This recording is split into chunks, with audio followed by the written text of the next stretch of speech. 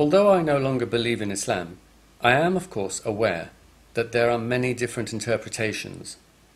There are moderate interpretations, non-literal interpretations, Sufi interpretations, and modernist interpretations.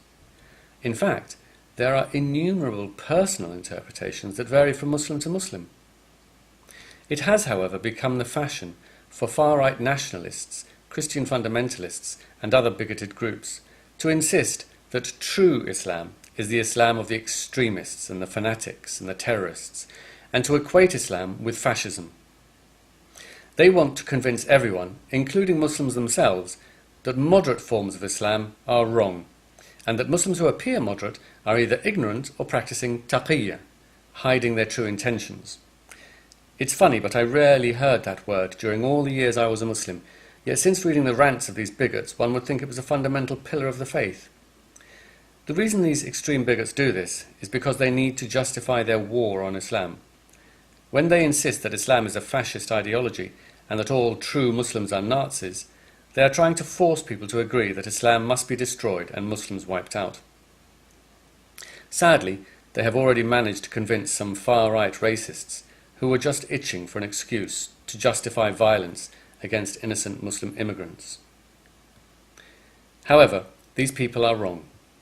True Islam is not the Islam of the extremists. In fact, there is no such thing as true Islam.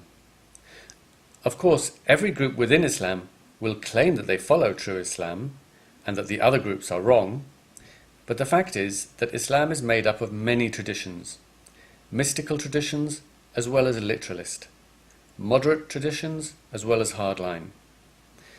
The claim that true Islam is the Islam of the terrorists or that it is a fascist ideology is not only completely false, it is also a dangerous belief as it incites hatred towards ordinary Muslims.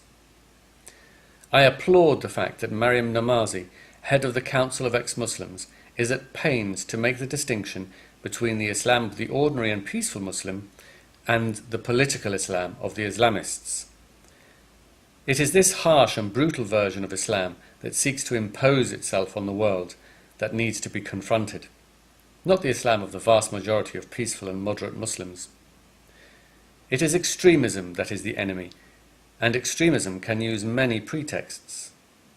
It is true that Islam has a very long way to go before it can truly say that the extremists amongst them have been defeated ideologically, but they certainly don't have a monopoly on extremists, and sadly there will always be a minority of human beings who will use whatever religion, belief or political ideology to carry out acts of violence and murder against innocent people.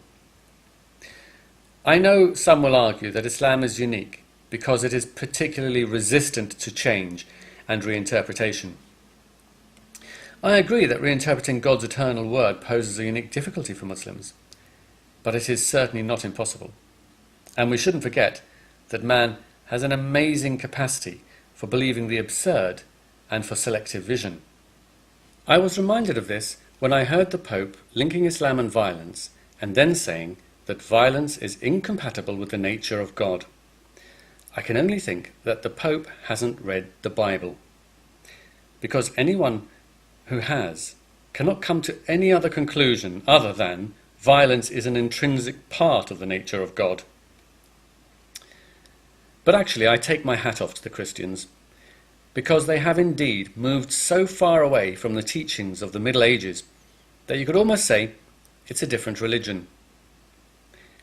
And if Christians can turn things around to such an extent, I don't see why Muslims can't do the same. In fact, they are already starting to do so. And for example, you will find many Muslims now believe that the Quran doesn't say that one is allowed to hit a rebellious wife, but that it really says, leave them alone. Personally, I find such interpretations absurd, but I don't have a problem with people believing absurd things. I only have a problem with people believing violent things and trying to impose it on everyone. Although, without doubt, political Islam is a huge problem in our day and age, it would be a grave mistake, let alone a dangerous one, to paint the whole of Islam with one brush.